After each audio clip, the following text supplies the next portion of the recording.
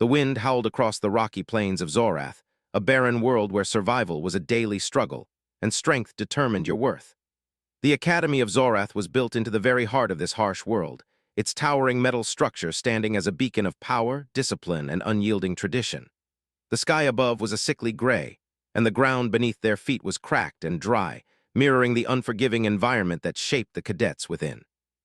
Ethan Cole stood at the edge of the training arena, his hands trembling slightly despite the effort he made to keep them still. He was a human among aliens, cadets from all over the galaxy, each one larger, stronger, and more intimidating than him. And yet he had made it this far. He had passed every trial, every obstacle, and now he was about to face the final one, the trial of command. The war beasts, huge, terrifying creatures bred for combat, stood behind reinforced barriers, their massive forms only partially visible through the cage-like walls. They were the stuff of nightmares, their scales glistening in the low light, claws sharp enough to tear through steel, and jaws strong enough to crush any who dared to challenge them. Around him, the other cadets muttered among themselves. Most of them were confident, their voices booming with anticipation as they prepared to unleash the full power of their voices. Their alien physiology, modified with resonators, vocal enhancers, and even horns, was designed to project immense power. To them, voice was everything, command was everything, and the louder you roared, the stronger you were. But Ethan had none of those advantages. He had no resonators to amplify his voice. His throat wasn't built for roaring. His lungs were not designed for thunder. The moment his name had been called, Ethan felt a pit form in his stomach. Every part of him screamed to run, to hide from the beastly stares of the cadets and the war beasts themselves. But he didn't. He couldn't. Because the Academy, the alien instructors, and his fellow cadets were all watching him. He had to prove himself, not just to them, but to himself.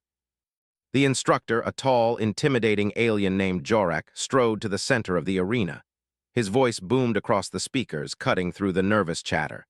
This is the trial of command. Each cadet will command the war beasts to submit. Only those who succeed will move on. The rest will be forgotten. Ethan's breath quickened. He was standing at the back of the line, a group of hulking aliens towering in front of him. Javer with tusks like curved blades, Trellin whose scream could shatter glass, Sava whose resonators would make the ground shake. The other cadets exchanged smirks, exchanging looks of anticipation. They were ready to dominate. One by one, they stepped forward. Javer roared, his voice shaking the very air around them. "Kneel!" he bellowed, his command ringing through the arena. The beast in front of him, a hulking creature with claws like daggers, paused, then obediently crouched. "Next," Jorak barked. Trellin screamed, a high-pitched wail that rattled the walls. "Obey!" she shouted, and her target, a beast with shimmering, iridescent scales, dropped to its knees. The other cadets followed, each of them shouting commands with increasing power, the force of their voices pushing the war beasts into submission. Ethan watched with growing unease, feeling the weight of their expectations pressing down on him. Finally, it was his turn. Ethan stepped forward, his legs feeling heavy, his throat dry. The arena was silent for a moment as all eyes turned to him. The laughter of the cadets echoed in the background, their mockery hanging in the air. "What's the human gonna do?" one cadet sneered. "Whisper at the beast." Ethan swallowed, his hands clenched into fists at his sides. His voice, soft, steady, and quiet, was all he had. He wasn't like them, he couldn't be, but perhaps that was the key. The war beast before him, a massive, plated creature with razor-sharp teeth, stared at him with unblinking eyes. Its massive form was ready to tear him apart. The room seemed to shrink as he stepped into its gaze, the weight of the moment suffocating. His throat burned, but he didn't shout. He didn't scream. He inhaled slowly, filling his lungs with air, and then in a voice that barely seemed to reach his own ears, he spoke. "Kneel." The sound of his words was almost drowned out by the laughter from the other cadets, the sound of their jeering filling the space. "Is that a whisper?" one cadet barked, barely able to keep himself from laughing. "Pathetic." The data pad blinked red, signaling failure.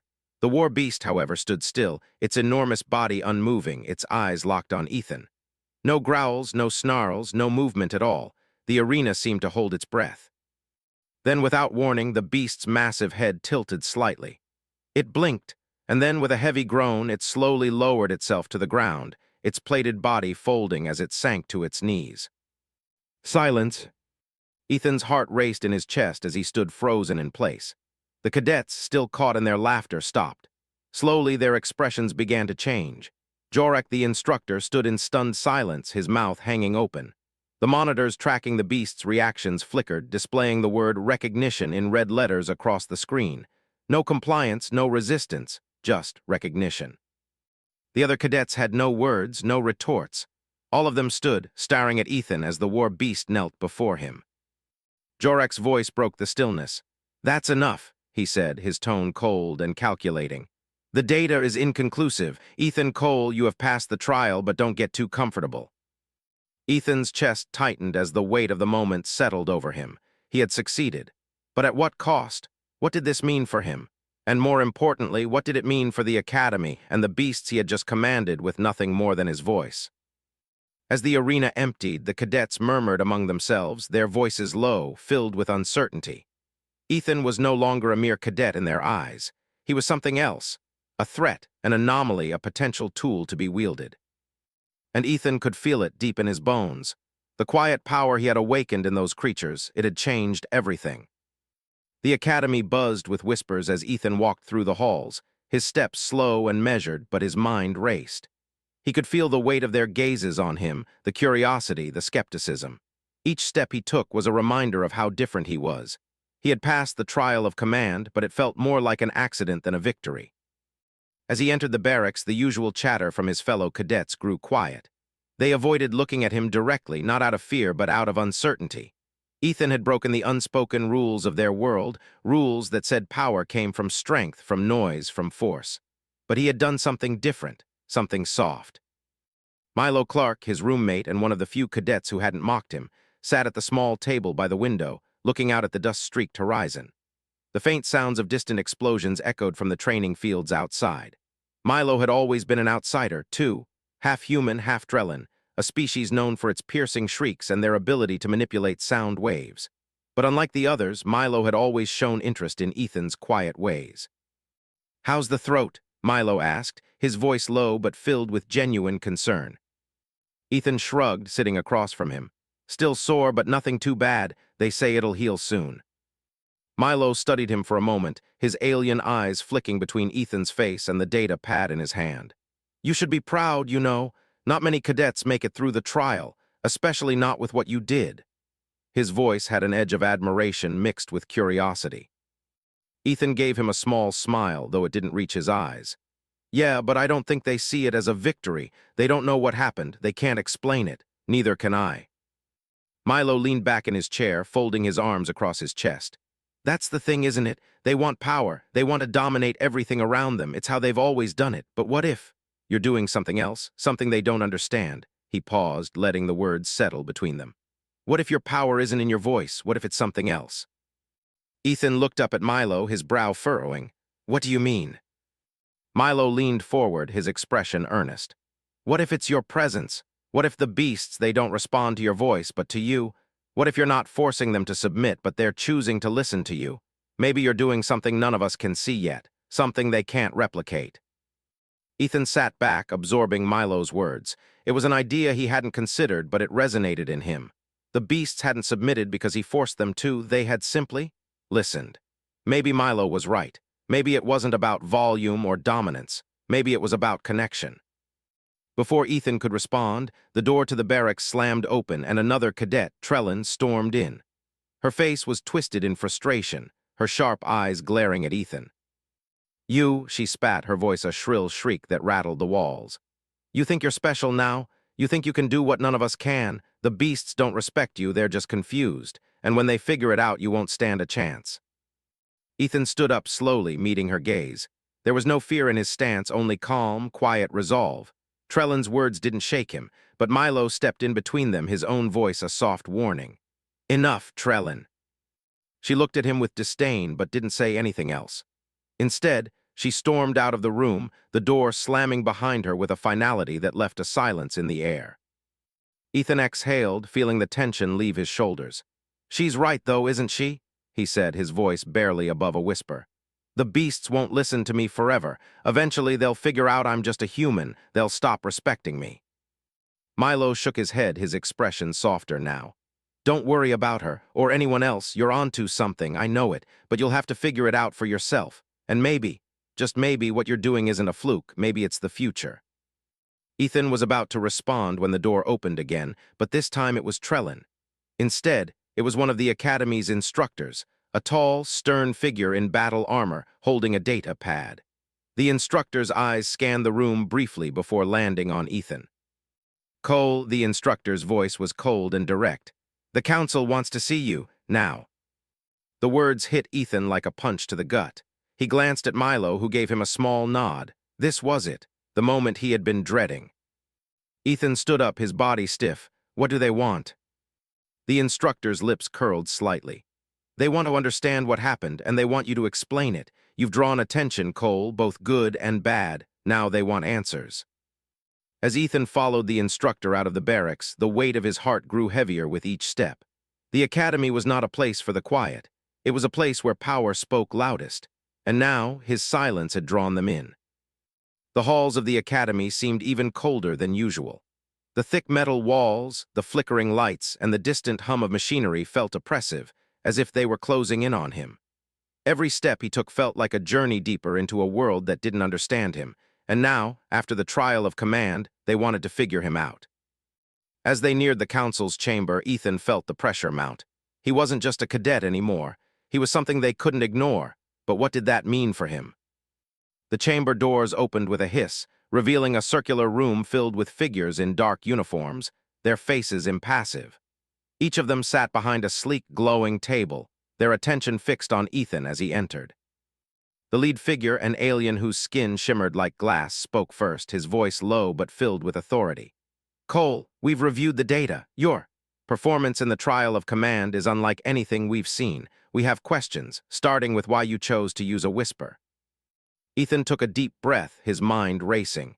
He could feel their eyes on him, their expectations, their hunger for answers. This was no longer just about commanding beasts. This was about understanding something no one could explain. I didn't choose it, Ethan replied softly, his voice steady. I just spoke the way I've always spoken. The room fell silent. The hum of the observation shields above the arena was the only sound that filled the tense silence. Riley stood frozen, the massive apex predator resting peacefully by his side, its massive body curled protectively against him. His hand was still gripped tightly around the stunner, though he hadn't dared to fire it. He didn't know why. The beast had done nothing to provoke him, yet its presence was overwhelming. He could feel the heat of its breath, the rhythm of its low, rumbling purr vibrating through the ground beneath him. Instructors shouted at each other, some trying to get the situation under control, others simply gawking at the scene unfolding before them.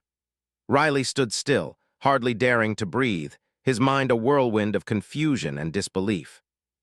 What in the seven hells is happening? An instructor barked from across the arena, the voice crackling through the comms. Another instructor, her voice shaky, replied, This shouldn't be possible. It was never programmed to behave like this. The voice of Commander Horan, the lead instructor, cut through the chaos. All cadets stay in position. We'll resolve this. But Riley wasn't listening anymore. His mind was spinning, trying to understand what was happening. The gauntlet beast, an apex predator engineered to test cadets, had chosen him for reasons unknown. It wasn't attacking, it wasn't growling or snarling, it wasn't doing any of the things it was supposed to do. It was lying next to him as though it had claimed him as its own. The seconds stretched into what felt like hours, and all Riley could do was stand there, his body trembling with the unspoken weight of the moment. Finally, after what seemed like an eternity, the creature raised its massive head, its obsidian eyes still locked on Riley's. The instructor's frantic shouts grew louder, more urgent. The situation was quickly spiraling out of their control. Riley, the voice of Cadet Yanari, a small, six-limbed alien from Xi-4, broke through the noise. She was standing at the edge of the arena, watching with wide, curious eyes. Are you okay? Riley didn't answer immediately. Instead, he glanced at the creature beside him, its massive form stretched across the ground like a predator at rest. He hadn't moved. He didn't know what to do. The creature's massive head was resting near his feet now, its eyes half-lidded as if it was content, comfortable even. I'm not sure, Riley admitted, his voice strained as he forced himself to look away from the creature. It's just lying here. The tension in the arena was palpable, thick enough to cut through. The other cadets were starting to grow restless, exchanging uneasy glances. Some of them Riley noticed were visibly shaking. The apex predator wasn't just any beast. It was designed to hunt, to survive, to test the cadets' skills. And here it was, ignoring them all and resting next to the one human among them. Another instructor, his voice edged with disbelief, finally spoke. The beast! It's not following its directives. It should have attacked. It should have targeted the closest threat. Isn't that what we are, though? Riley muttered, his voice low. He wasn't sure why he said it, but it felt right. Threats. Yanari raised an eyebrow. You're hardly a threat. You look more like someone they'd feed to the thing. The remark might have been playful, but the reality of the situation was sinking in. Riley was the one who had been targeted by the apex predator. And he didn't know if it was because of his scent, his pheromones, or something else entirely, but it wasn't a coincidence. The beast wasn't simply ignoring him. It had actively chosen him. An instructor's voice crackled through the comms again, more composed this time. We need to get the cadets out of the arena. Now, evacuate. But Riley didn't move. He was still standing there, frozen, his gaze locked on the gauntlet beast beside him. Something about it seemed different. It wasn't behaving the way it should. He had been prepared for a fight, for an encounter that would test his survival instincts. But this wasn't part of the training. This was beyond anything he'd ever prepared for. The creature shifted slightly, its long tail sweeping across the ground, sending up a cloud of dust. Riley instinctively took a step back, but the beast didn't move. It simply looked up at him, as though acknowledging his retreat without care. Cadet Riley, the voice of Commander Horan broke through the silence once more forceful now. Do not engage with the creature. Step away immediately. That's an order. Riley hesitated. The weight of the moment hung over him. If he stepped back now, would he be abandoning something he still didn't understand? He had heard stories about humanity's unexpected influence in the galaxy, about how their unpredictability could sometimes tip the scales in their favor. Was this another case of that? Had he inadvertently gained the trust of the beast? The voice of Instructor Dunn, a century with onyx-black skin, echoed through the comms. Status report. What is the creature's behavior? Another voice responded, clearly frustrated. It's calm, it's acting like it's not a threat. Riley felt his breath catch in his throat. The apex predator, calm? It was a paradox. He didn't understand it, didn't know how to process it. He couldn't just stand here forever. He needed to move. Get back, came a sharp command, but Riley didn't listen. He took a step forward, unsure of what to do next. The creature's black eyes watched him, unwavering. It had no interest in the other cadets, no interest in the weapons that had been aimed at it. It was only concerned with him. The instructor's voice crackled again, this time with a note of caution. Cadet Cole, we need you to get clear. You are not authorized to engage with the creature. It has become an anomaly. Riley opened his mouth to speak, but before he could form the words, the creature did something unexpected. Its massive head dipped low, nuzzling against his leg in a surprisingly gentle gesture.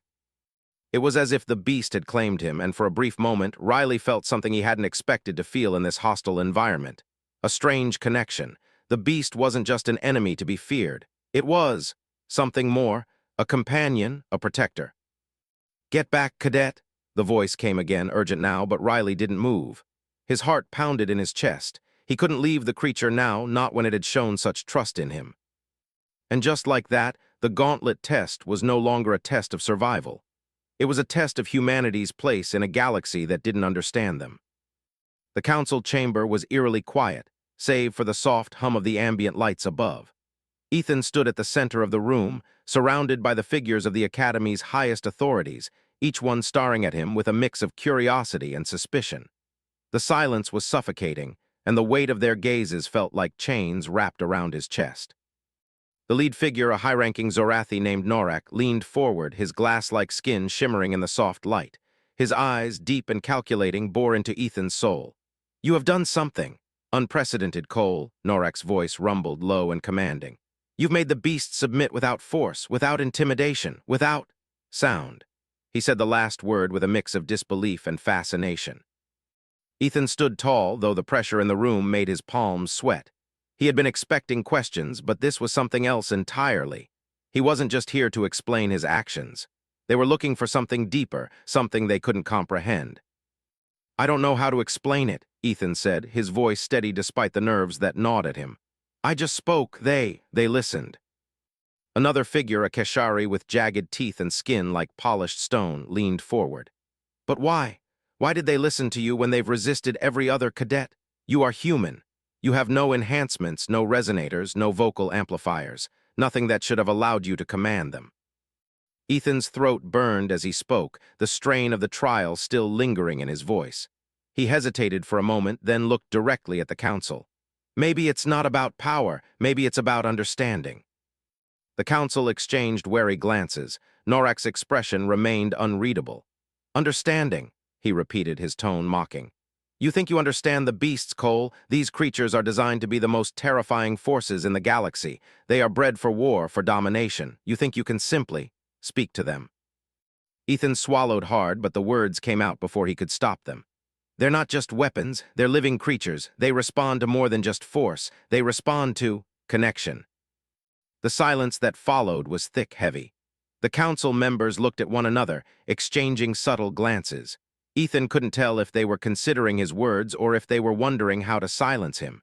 He wasn't sure which was more frightening. Finally, a figure at the far end of the table spoke.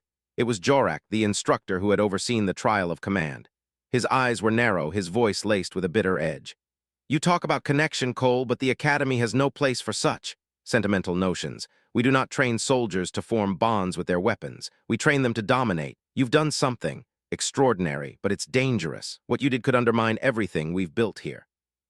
Ethan felt a knot tighten in his stomach. He wasn't sure what Jorak meant by undermine, but he felt the weight of the instructor's words. He wasn't supposed to be here in this position.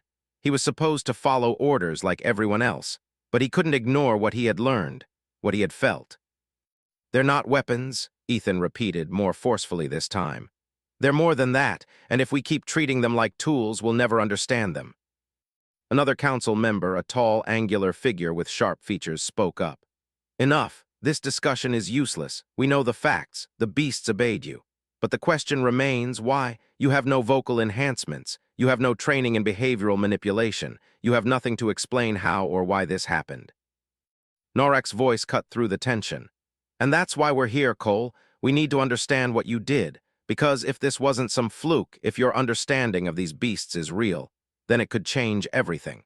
It could give us control over something we've never been able to dominate. You could be the key to unlocking something greater. The room was heavy with unspoken words, and Ethan's heart began to race. The council wasn't interested in him as a cadet.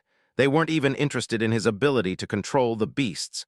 They wanted to understand the power he had awakened. They wanted to use it. Ethan could feel the weight of their gaze on him, the pressure mounting with every passing second. This wasn't just about his success in the trial of command. This was about something far more dangerous. They wanted to exploit him, to make him a tool.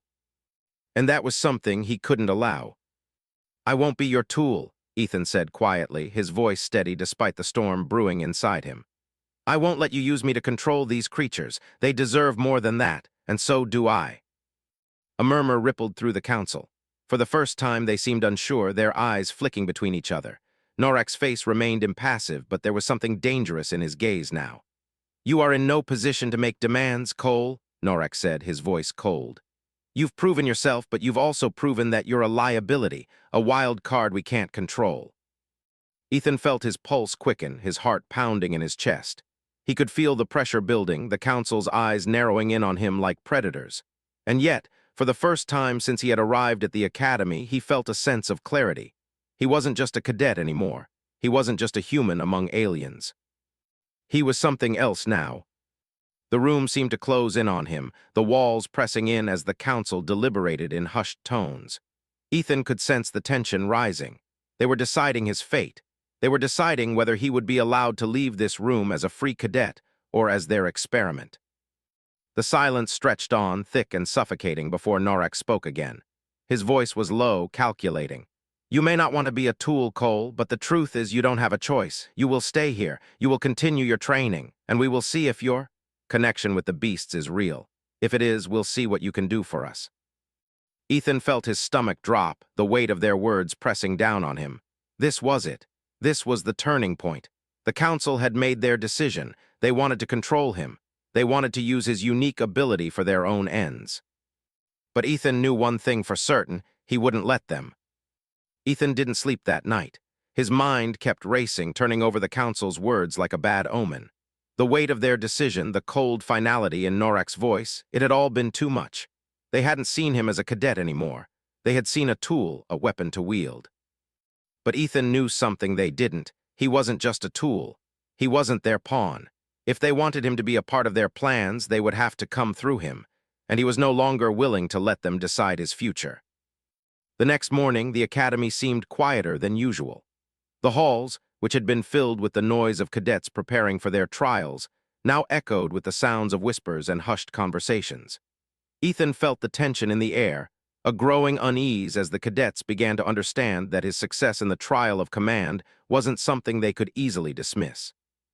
Milo had warned him that he was becoming a symbol, but Ethan hadn't understood the full weight of that until now. It wasn't just the other cadets who were watching him. It was the entire academy, every instructor, every faction. He had become a living, breathing question, and answers were not always wanted. Ethan walked through the corridors of the academy, keeping his head low and his thoughts even lower. He didn't want to make eye contact with anyone. The silence that had followed his trial was still hanging over him, suffocating him with every step. The council's decision had made one thing clear: he was being watched. Every movement, every word, every action would be scrutinized. They wanted to understand his power, his connection to the beasts, and they would do anything to control it. As Ethan walked toward the training fields, he spotted Jorak, the instructor who had presided over the trial of command.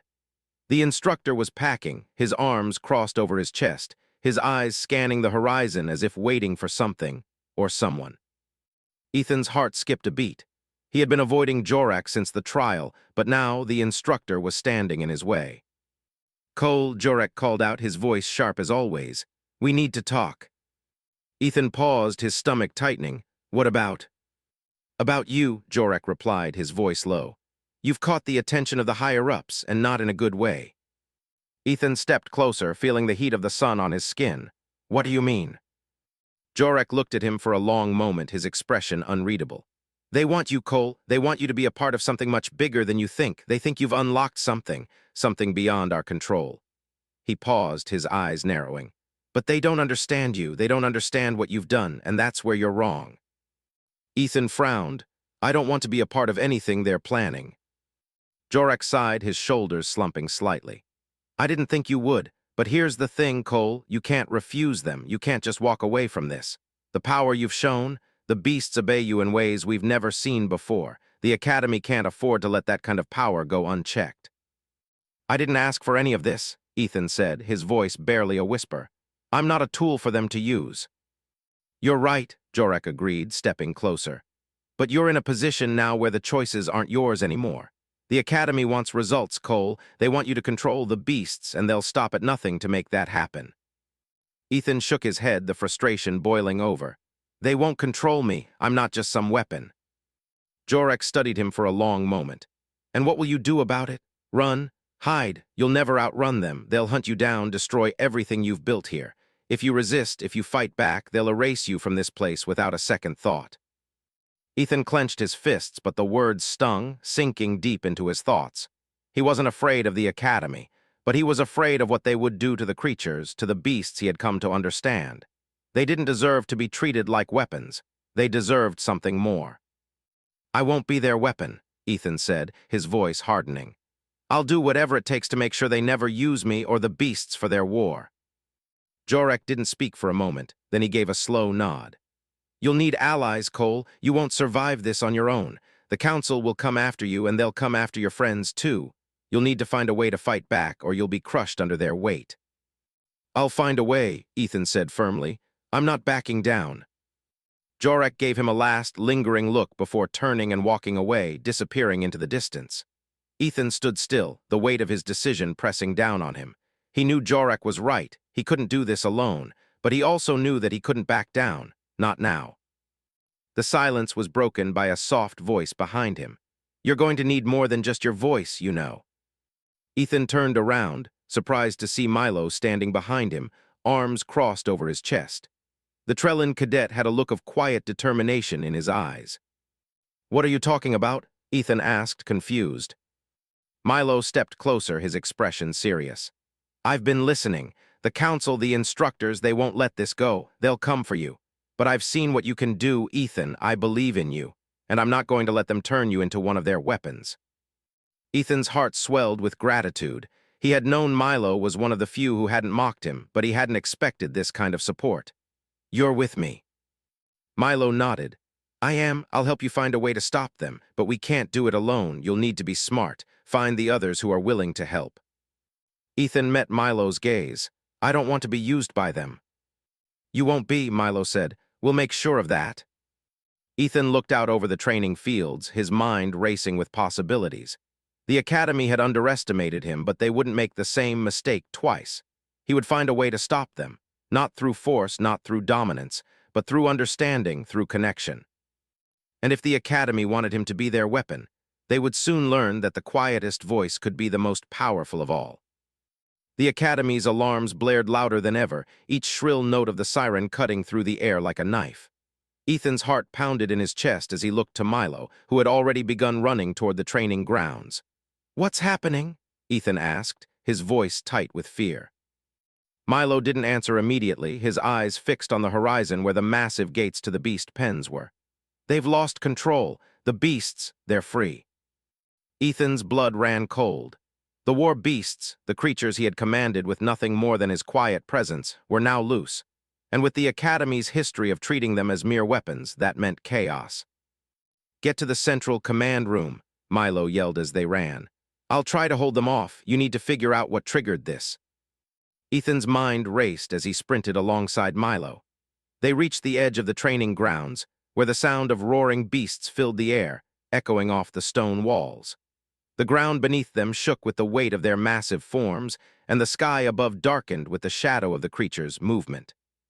What triggered them? Ethan asked, breathless. Milo's face twisted in concern. It's not just that they're out, it's the way they're acting. These aren't wild animals anymore. They're reacting to something different, something connected to you. Ethan stopped dead in his tracks. What are you talking about? Think, Ethan, Milo urged, his voice low and urgent.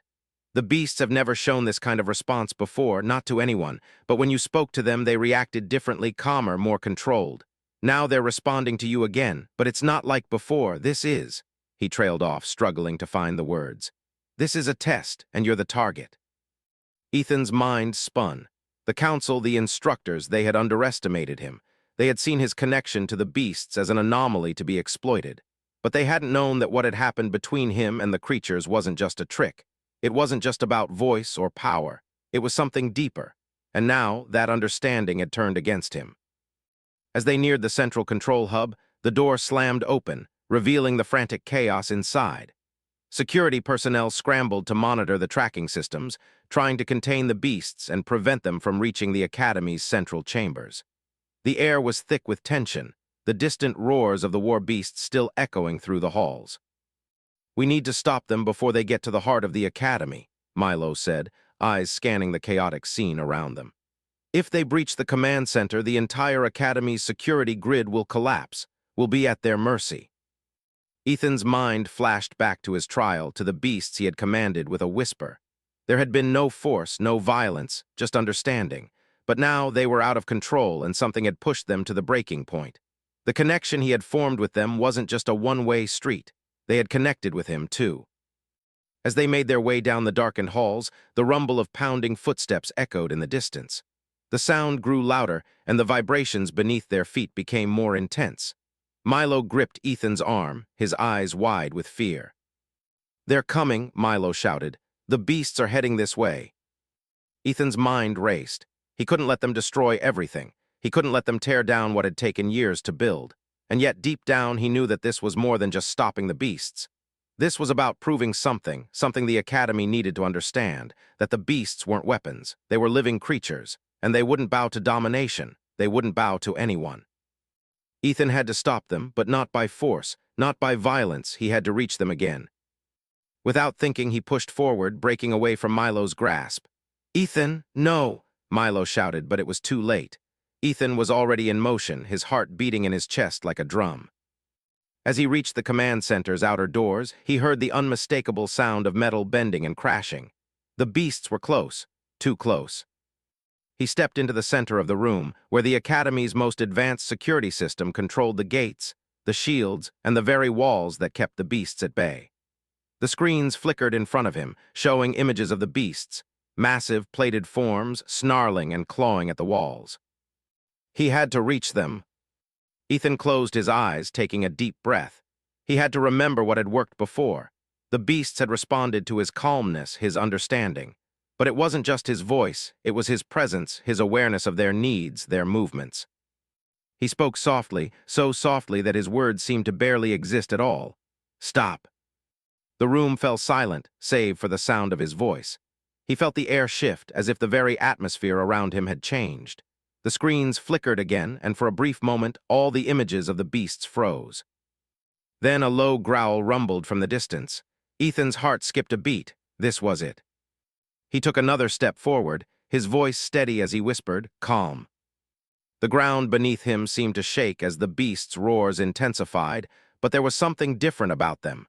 They weren't just raging, they were listening. Ethan took another deep breath. Easy. The roars stopped. For the first time since the trial, the beasts paused. Their massive forms, once charging forward with fury, now stood still, as if caught in a moment of recognition. Their massive eyes focused on him, and for a heartbeat, everything seemed to hold its breath. Ethan's eyes closed for a moment as he whispered, "Return." The first beast hesitated, then slowly turned its massive form and began to walk back toward the pens, its claws scraping softly against the stone.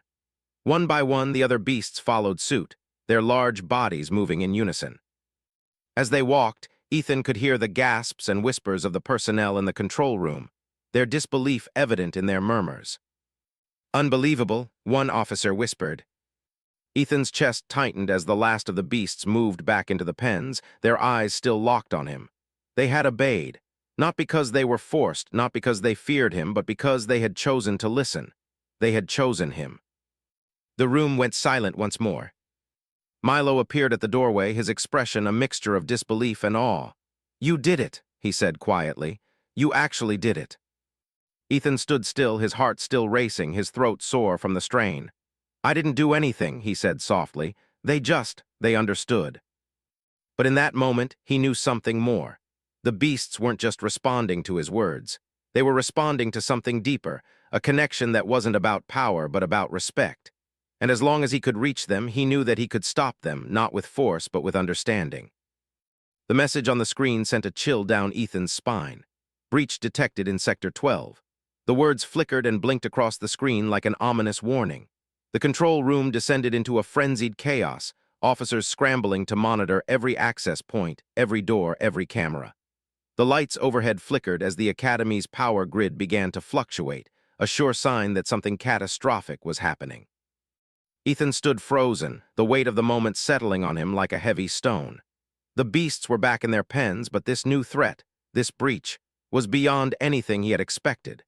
He glanced at Milo, who had taken a few steps forward, his eyes darting between the control room displays.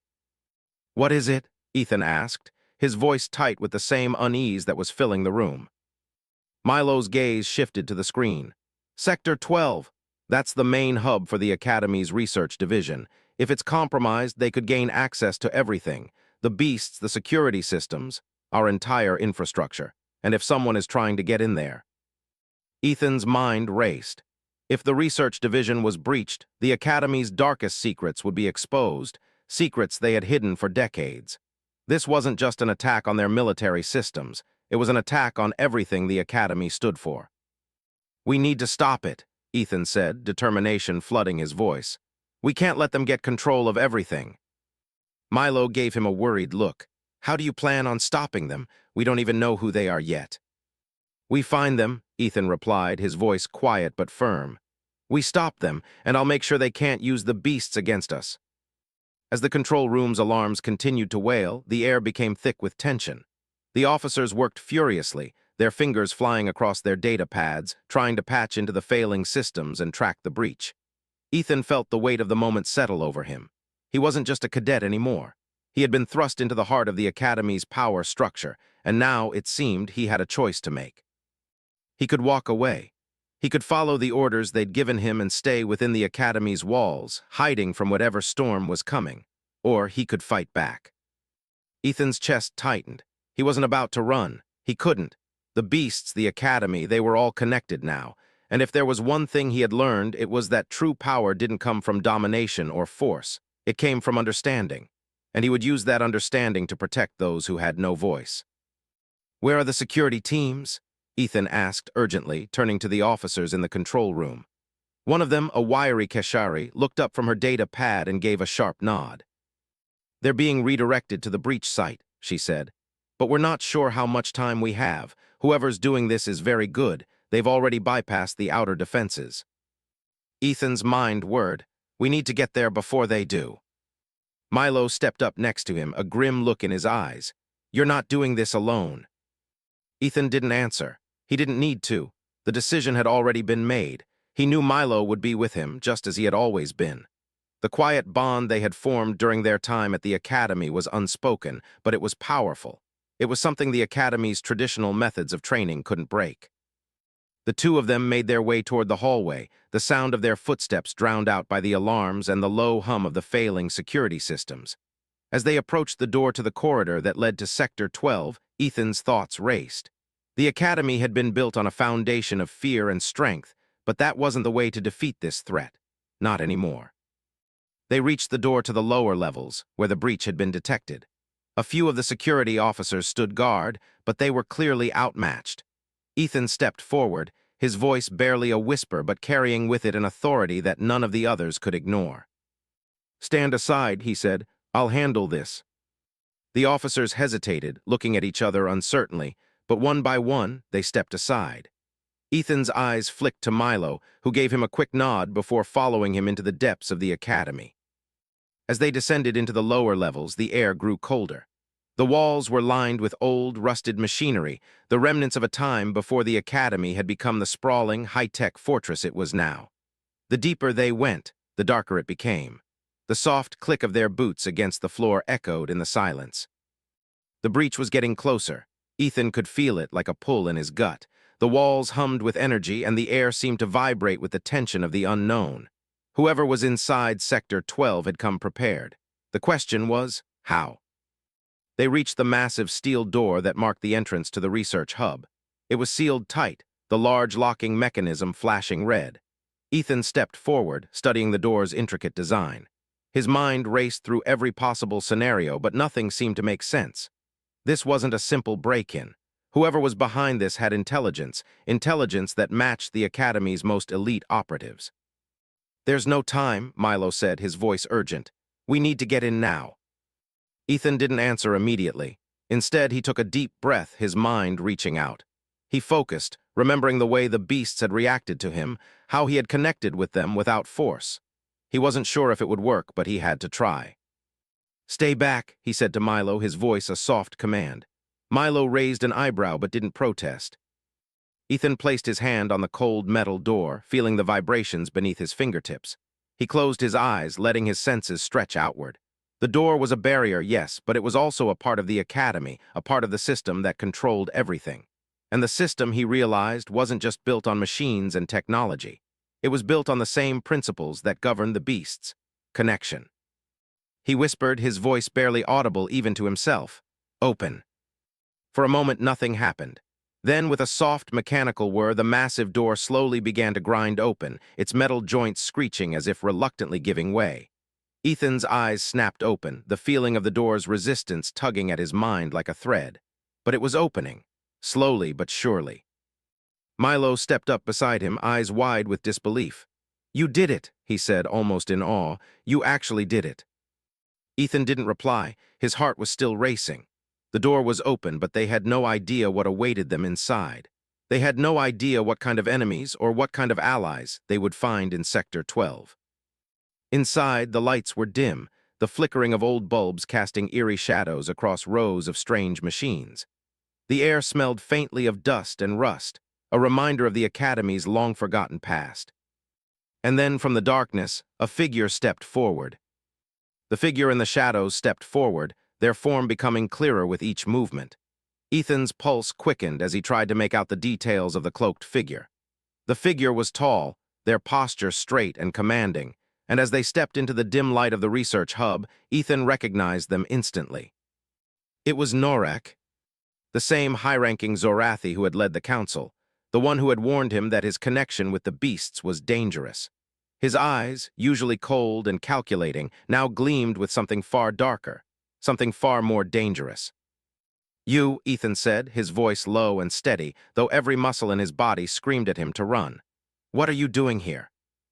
Norek didn't respond immediately. Instead, he looked at Ethan with an air of quiet amusement, as if he already knew the answer. Slowly, he lifted the device in his hand, a sleek metallic object that hummed with a low, vibrating power.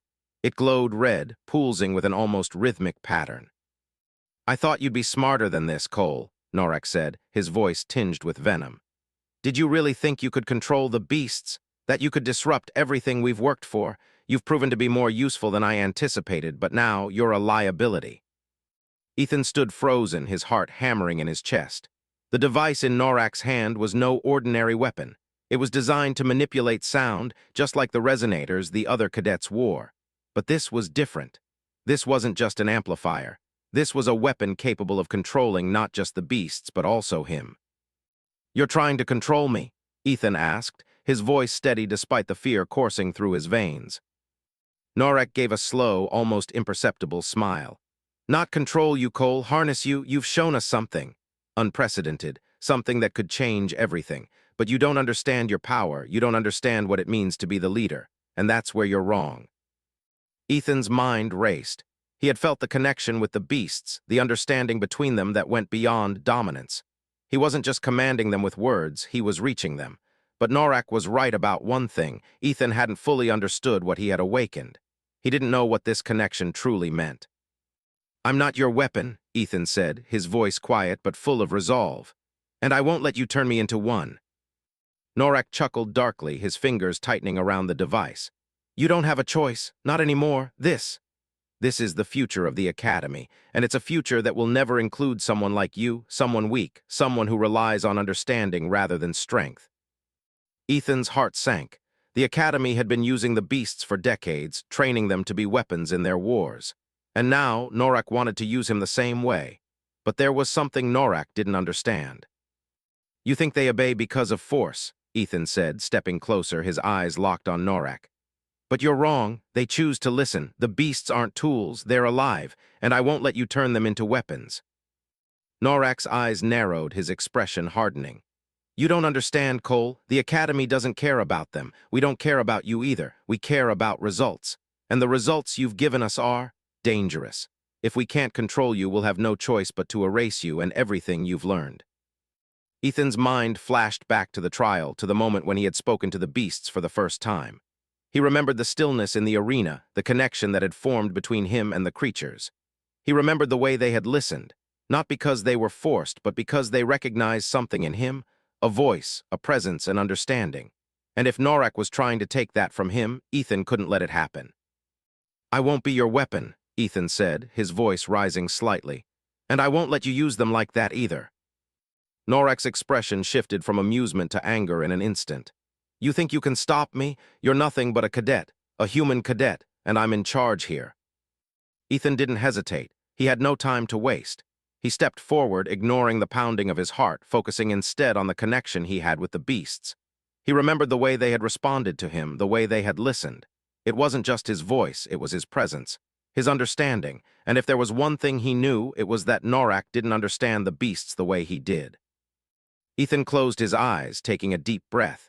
He let the world around him fall away, focusing only on the pulse of the Academy's systems, the hum of the research hub, and the faint vibrations of the beasts' movements in the distant pens. They were still out there, still connected to him. And if Norek wanted to use them against him, Ethan would show him that he was the one who had the power. "Stop," Ethan whispered. The sound of his voice was barely audible, but in the silence that followed, the effect was immediate. The walls trembled. The vibrations that had been building for hours suddenly stilled. Ethan felt it deep in his chest, a shift, a change. Norek's eyes widened in disbelief as the red glow of the device flickered. The hum of its power died down, replaced by the sudden stillness in the air. Ethan's heart raced as he spoke again, his voice steady and calm. Calm. The glowing red light in Norak's hand flickered and died completely. The oppressive pressure that had filled the room began to lift. Ethan stepped forward again, closer to Norak.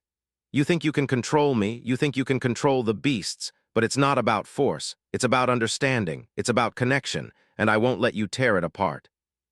Norak stepped back, his hand still holding the dead device.